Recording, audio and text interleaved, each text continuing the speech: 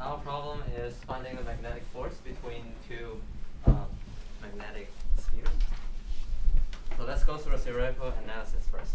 Before we begin, let's introduce some preliminary definitions that we use. First is the magnetic vector potential, which is a vector field defined as the curl of it is equal to the magnetic field. And we can rewrite Ampere's law in terms of the vector potential as the Laplacian, vector Laplacian of the vector potential. And we can also solve which is a three-dimensional Poisson equation. We can solve it to obtain its integral form as shown on the right-hand side. So now, our game plan is in order to attain the magnetic field generated by a spherical charge or a ball of charge, not a ball charge, ball of magnet, we are going to look at this magnetic field generated by a dipole. And we are going to make the argument that the magnetic field generated by a spherical magnet is equal to the magnetic field generated by a magnetic point dipole center at its center with the same magnetic dipole moment.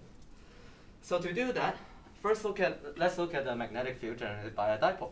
And we can look at it by calculating the vector potential generated by a point dipole. And what we are going to do is, because a point dipole is basically a current loop with the radius of the loop going to 0. So the limit as the radius of the loop, r, goes to 0, the magnetic field generated by this current loop is equal to the magnetic field generated by a point dipole by definition. So we're going to take the limit. We're going to set up the equation this way with r prime indicating the distance between the location on the loop to the location that we desire to generate the magnetic vector potential for. So we're going to set up the equation like this. And then we're going to substitute r prime with r and big R using this equation where alpha is the angle between big R and small r. And because we are taking the limit as big R goes to 0, we can perform a Taylor approximation for the expression 1 over r prime around the point big R equal to 0 without losing any precision. So although we are doing a Taylor approximation, we don't lose any precision because big R is going to 0. We do that Taylor approximation here, and after that we plug that back into integral and we can integrate. So after some integration, we obtain that the vector potential generated at point R is equal to this expression where z hat is the unit vector pointing upward, r hat is the unit vector pointing in the direction of small r, or the location that we desire to derive the magnetic vector potential for. All right. So now we can, after we derive the vector potential, we recall that its definition is that the curl of the vector potential is equal to the magnetic field. So we can rederive the magnetic field by taking the curl of the vector potential. After some calculation, we arrive at this formula for the magnetic field generated by a point dipole located at vector in the position vector r from the point dipole. And m is the magnetic dipole moment, obviously.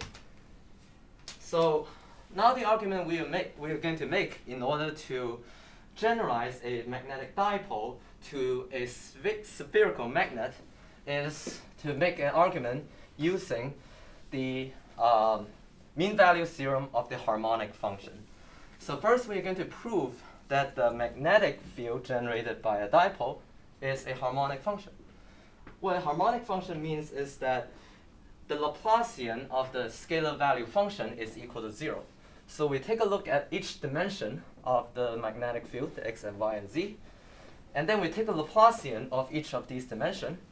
They all equal to 0. What that means is that each of these three scalar functions are harmonic functions. Since they are harmonic functions, it means that they satisfy the mean value theorem for harmonic functions, which means that the average value of the function over a spherical shape, a spherical shell, is equal to the value of the function evaluated at the center of the sphere.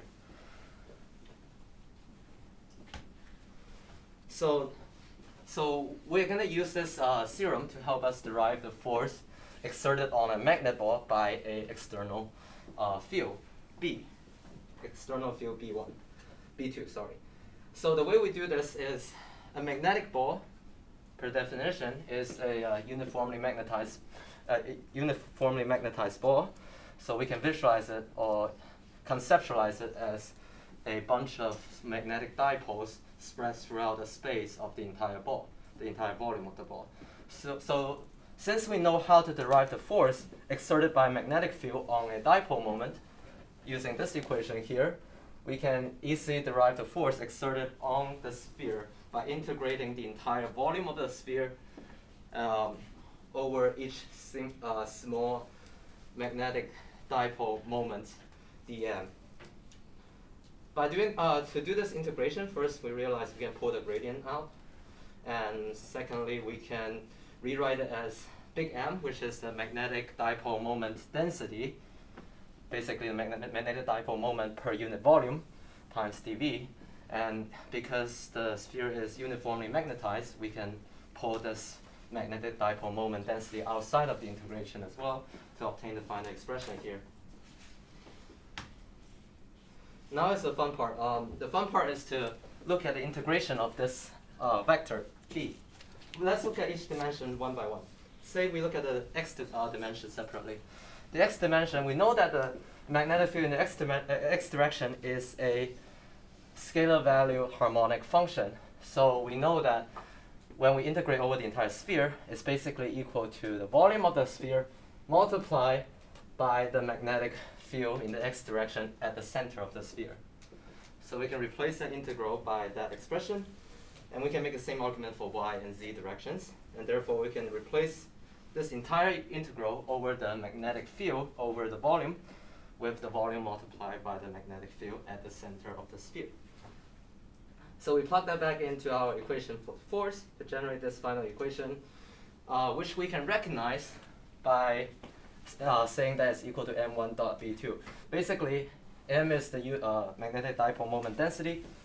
This is the volume of the sphere, so multiply them together. That gives us back the magnetic dipole moment of the entire sphere.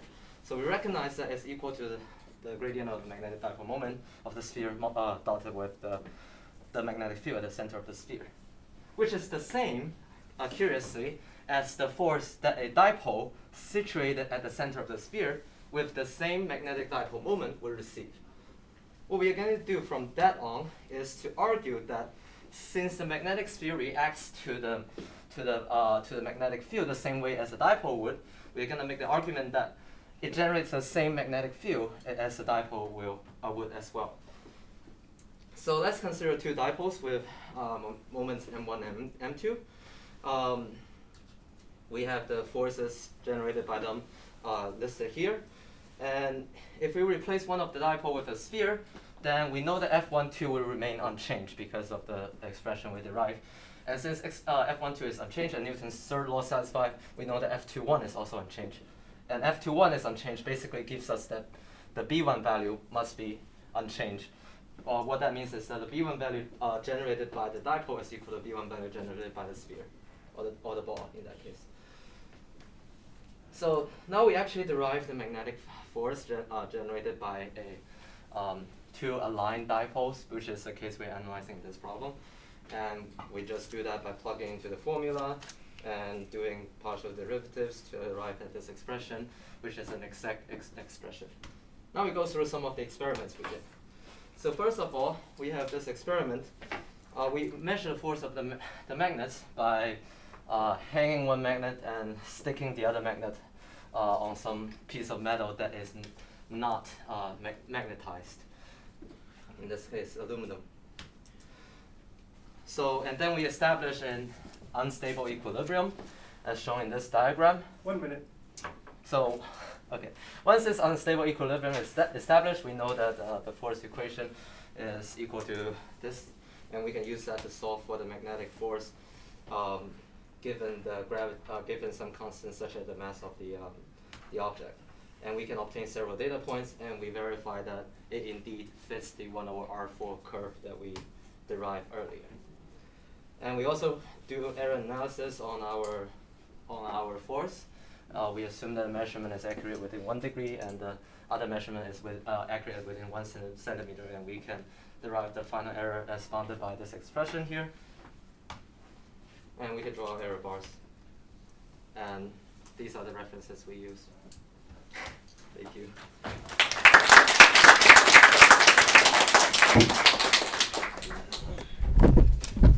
Hey, so the opponent has 3 minutes to prepare for their conversation with the reporter.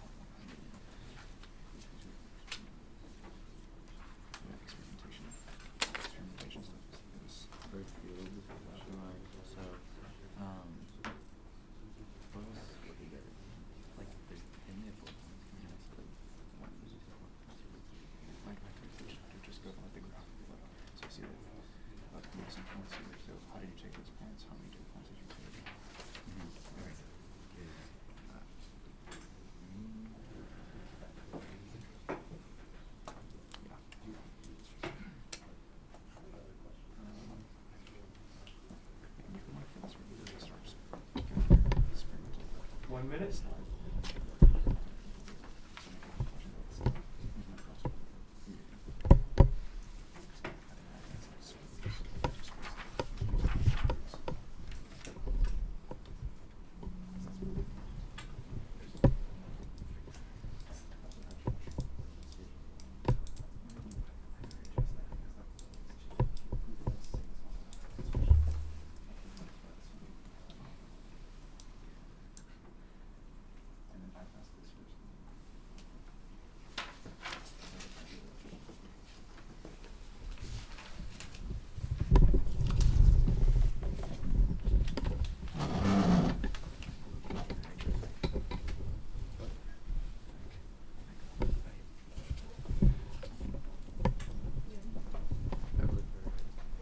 Okay, you now have 12 minutes to engage in conversation with the reporter. You are not permitted to address the jury at this point.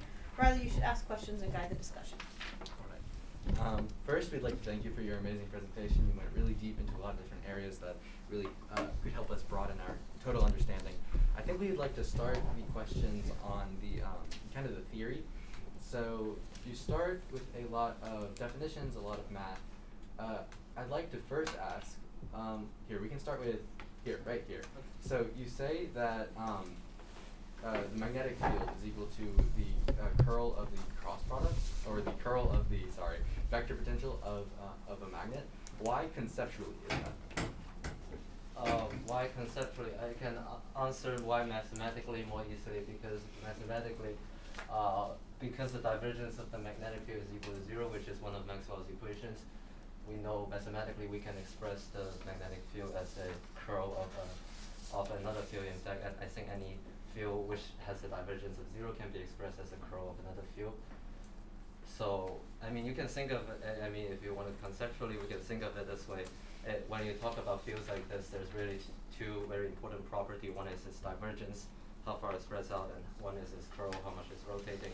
And these two properties pretty much define a field to a large extent. Okay, so that makes sense. So as you have this Maxwell's equation that gives you that there is some function A that is the curl of B. Why is that function necessarily the vector potential? Okay, so yeah, that's a very interesting point, right? Because many functions may have the curl equal to B, right? And in fact, that's why we give it another definition, which is that the divergence of A equal to 0. In fact, like A can be any. There are infinitely many functions A, such as its curl is equal to B, and all of them have different divergences. So, for convenience of calculation, we can say that the divergence of A is equal to 0, which would help us with, arrive at a simpler form in the equation down here. All right. Okay. I think on the next slide, we go to perfect. So actually, it was on the one before. That's my bad. Oh. So conceptually, can you explain Ampere's law? Conceptually, Ampere's law is just saying that the curl of the magnetic field is equal to the charge, or not the charge, the current, and or the displacement current in that case. Oh, sorry. Sorry. So, yeah, if you have a current going through this way, you would generate the magnetic field around it. I think that's pretty much what it is. Okay, perfect. Then let's talk about your harmonic function derivation. I thought that was actually rather beautiful, but I'd like to get into the specifics. So just right off the bat, can you explain what a harmonic function is? Okay, so harmonic function is, the definition of a harmonic function is a scalar value function which has a Laplacian equal to 0 everywhere. So that's like a mathematical definition. And, okay, so the Laplacian equal to 0, what does that mean? The Laplacian equal to 0, the Laplacian is equal, to this thing. We can think of it this way. I hope you can see it. Yeah. Okay. So you can think of it as a divergence of the gradient, or as this thing. I think both things work. Like you can think of it as taking the divergence of the gradient. Let Laplacian of f is the divergence of the gradient of f. And you can also think of it in terms of second derivatives. But basically, when we talk about Laplacian of f, we are basically talking about the second derivative of f with respect to x added to the second derivative of f with respect to y, and added to the second derivative of f with respect to z. And the reason why it's associated with the with this intermediate, mean value theorem is because when you think about this, what a second derivative really indicates for example, the one variable case is that if the second derivative is positive, as in this case, the edge values, the average of the edge value is higher than the median value. And when the second derivative is negative, if we have something like this, the edge value's average is lower than the median value. And when the second derivative is 0, it means that the edge values, when we take an infinitesimal small region, is equal, average of the edge value is equal to the median value, which is what basically this mean value theorem is saying. When the Laplacian is 0, we sum over a small region or a spherical region in general, because if it's 0 everywhere, we can sum over how many large spherical volume, that's fine as well. All right. So yeah, I think that answers probably my next question, but if you flip to the next slide. All right, so then you use that. Could you explain exactly like how you get from the mean value theorem of harmonic function to just taking the how it simplifies your integral? Can you say the last one again? How it simplifies your integral? Yeah, that's that wonderful question, I think. So basically we have this integral, right? Eventually we reach this stage. We want to integrate the B field over the entire volume. And what we do is we look at each component separately, and we say that each component of this B field is a harmonic function itself, and integrating the harmonic function over this spherical volume. So, okay, there's another step here that I jumped. Basically, we're integrating a ball volume, but what we really should consider is a spherical shell, each spherical shell individually for each spherical shell, because the integration over the entire spherical shell is basically, if we divide by the surface area, is basically equal to the field at the center, because as we said, the average of the spherical shell is equal to the center. So if we do this spherical shell by spherical shell, it makes more sense. But yeah. Okay, so you're basically using that to simplify the calculation because of this Laplacian value. You can. Gotcha. Okay. Perfect. I think now let's briefly turn over to your experimentation. I think you had to rush through that. So just experimentally, basically, just making sure I have this correct. Mm-hmm. You used a piece of string and you saw which angle created equilibrium, and then with that calculated the force. So because stable equilibrium is extremely difficult to reach, because our force grows with 1 over r4, so it's very hard to reach stable equilibrium. Actually, what we're measuring is unstable equilibrium. So we are looking at which angle such that we release the magnet, it falls back, and which angle such that we release the magnet if it goes forward, it get attached to the other magnet. We find the angle such that differentiate between these two regions, and that is equal to the angle that gives the unstable equilibrium condition. So by unstable equilibrium, you're letting it drop and then seeing how far down it goes? Or No. So we are we are looking at different theta 2 value. We are testing different theta 2 value. If this string is here, for example, it might drop backward. If this string is further here, it might get attached to the other one. So we're looking for this medium value such that it's sort of floating between the two. Gotcha. Perfect. Now let's move on. A bit on error. So you did a really nice job bounding your error and analyzing it as such. I was wondering if you accounted for things like perhaps like magnetic screws. I think I saw on your diagram you used screws. Mm-hmm. Did you account for potential? Were those like aluminum? Were those magnetic? Yes, I think most of the things we have here is aluminum. I mean, there are some screws here, but they are very far away and they don't matter at all to our measurement. Okay. It's just like measuring this. I feel like but actually measuring the distance here is more inaccurate than the small distractions those screws can cause. So even though those may have caused some disruptions, you feel like the error from the other one, from other sources? Yeah, because we have to keep in mind that the force falls off with 1 over r4. So if we look at this distance, it's almost no force at all. Okay. Perfect. Then, so I think a crucial part of this experiment is that the dipoles are aligned. Is that correct? Yes. So how did you ensure that the dipoles would be aligned? So when we put the dipoles together, because we basically glue this dipole there, we first align them, and then we glue them while holding the other one, while holding the other string facing the dipole, and we glue them such that they're in the direction that they align with each other.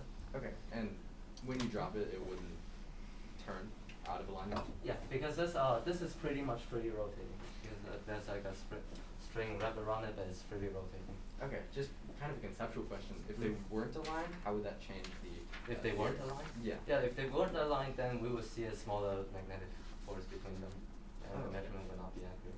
Gotcha. Okay, sweet. Can we go to your data, your graph? Okay, sweet. I was just curious, for each of these 4 points, are these like a mean of a set of values, or are these just like each one measurement? These are measurements themselves, because it's actually extremely hard to reach those unequilibriums, unstable equilibriums. So it actually takes multiple tries to get an angle correct. That's why we have not that many data points. Gotcha. Okay. I think next I think I'm gonna go back to your simplification. You said that I think when using your Taylor approximation, you use the limit as r, or the radius of the dipole, shrinks to 0. And that's how you applied your Taylor approximation, is that correct? Yep. So what happens in the case, obviously, like, that's an ideal case, but our dipoles do have some radius. So in that case, how does that, change the simplification? Right, so when we look at dipoles, we're looking at point dipoles, which is, by definition, a dipole such that, so the definition of a point dipole is a current loop, such that its radius goes towards 0, while its magnetic dipole moment they stay the same. So so you can think of point dipoles as individual atoms, if you like. Okay. 1 minute. So obviously, like as in every electromagnetic theory, we make things continuous instead of discrete. Of course, yeah. So you're saying that it wouldn't actually change the... Yeah, there's no accuracy loss here. Okay, just because is that because you're shrinking each like individual point dipole and then you're summing up the... Yeah, values so of this? basically, because it's already taking the limit as r equals to 0, taking the Taylor approximation here really has no loss of accuracy, because anything with a r square, so any other term that follows, will be reduced to 0 when we eventually take this limit. Okay, that makes sense, thank you. I think I've got time for about one more question. Yep. So just like, error-wise, did you account for the Earth's field or fluctuations in that? No, we do not. Okay. Yeah. I think that's it. Thank you. That's about it. Thank you.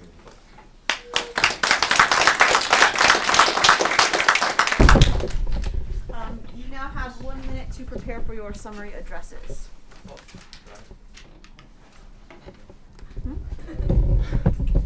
Yeah, you probably want to stay Yeah. hooked up.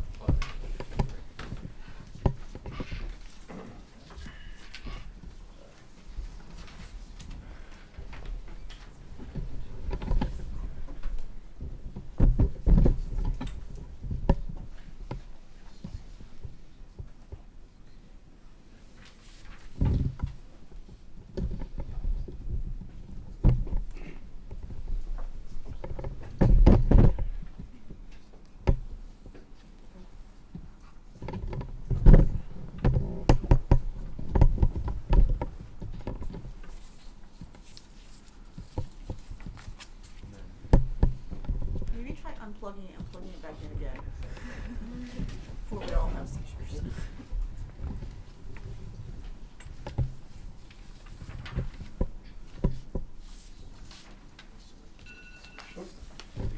Okay, the opponent may now address the jury for 1 minute, giving a summary of your conversation.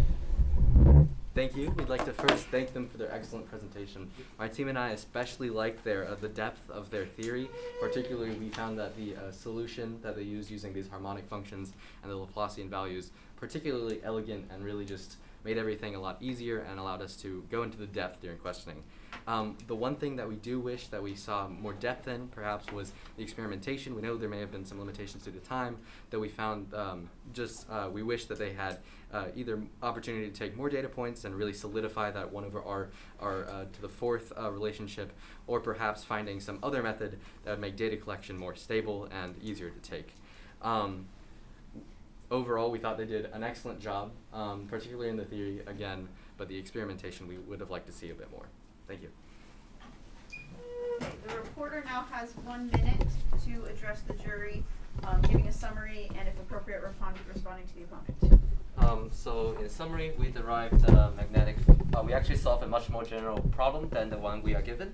We derived the magnetic field generated by a sphere, which is equal to this expression. And we proved the fact that a magnetic field generated by a spherical, spherically symmetric magnet is equal to the magnetic field generated by a dipole at its center, using an elegant method with the harmonic function. And yes, thank you for the opponent team for providing those helpful advice.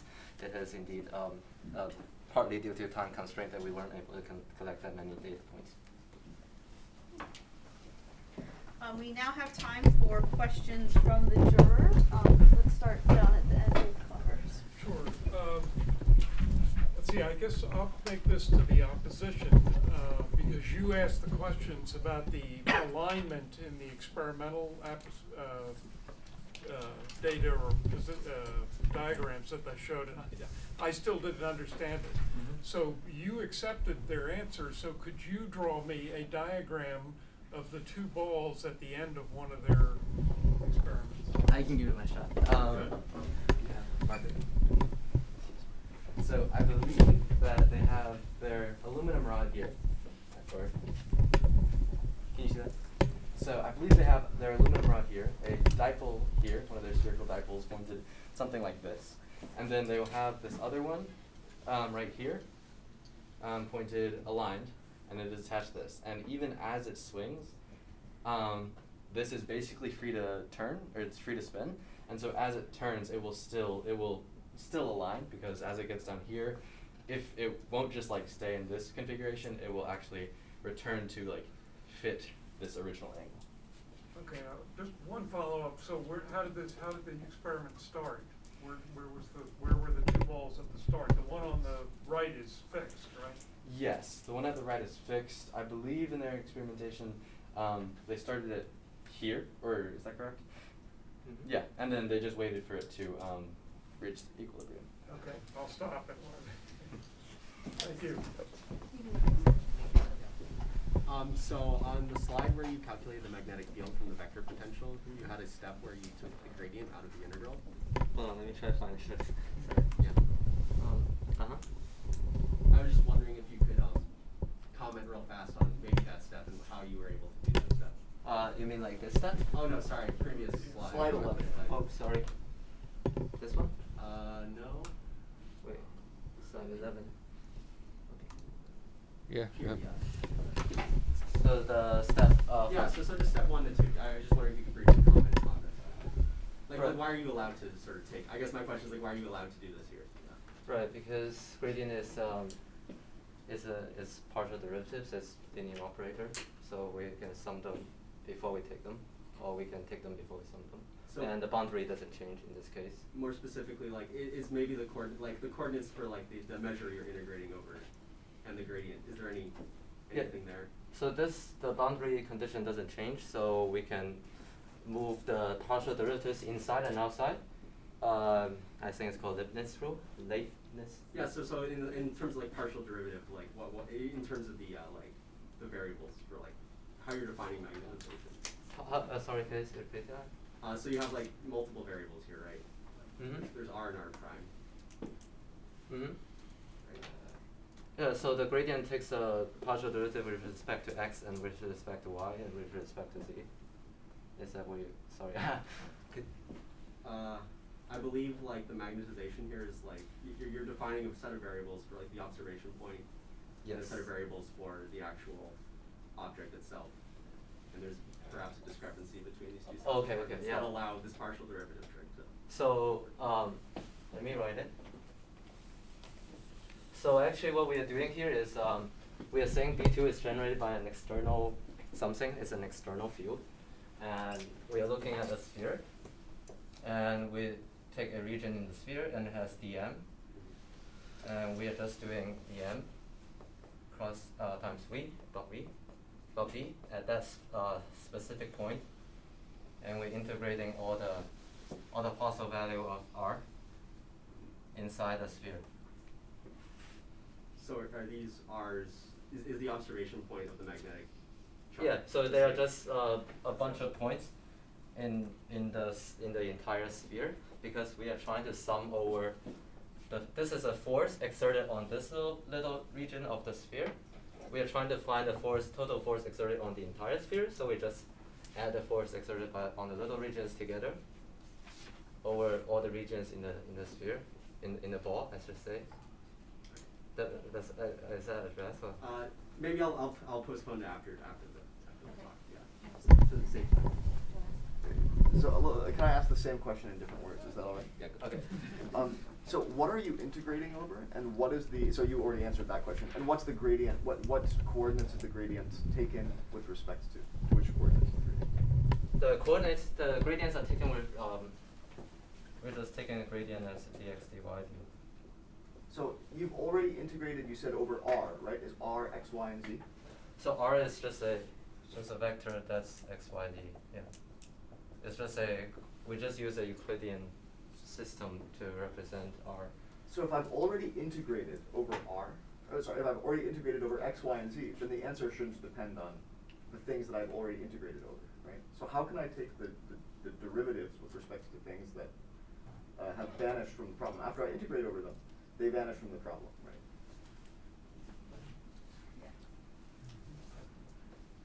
That's an interesting question. I do not have a.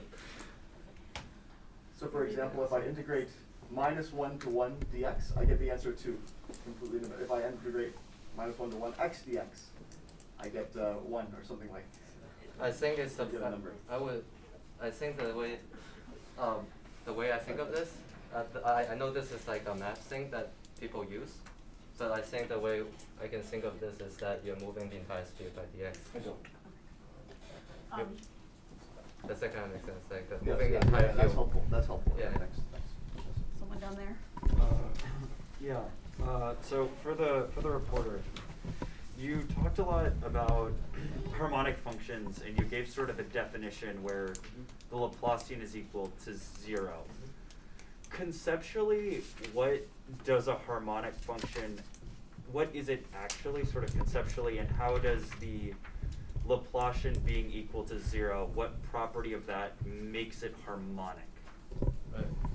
I mean, I don't know what the word harmonic was intended to mean in this context, but the harmonic function is just it's just a function. For example, you have something, a 2D function like this, and you look at this point. Its second derivative equal to 0, for example, and then you take, let's say this is a 2D function. You take a ring around it, a small ring around it, such that the point is sum the value of the function over all the entire ring. Then you take the average value is equal to the center value. That's that's a conceptualized definition I would give to harmonic. So you would say that is the definition of the harmonic function, or the mean value theorem for harmonic functions? That's the definition is the Laplacian equals 0, and mean value theorem is just a result of that Laplacian equals 0. So I guess it's an interpretation of harmonic function. Like what's so special about it is that we take a region of spherical shape, and then we take the average value across this boundary is equal to the middle value. Does that kind of answer the question? Close enough. Time. Okay. Thank you.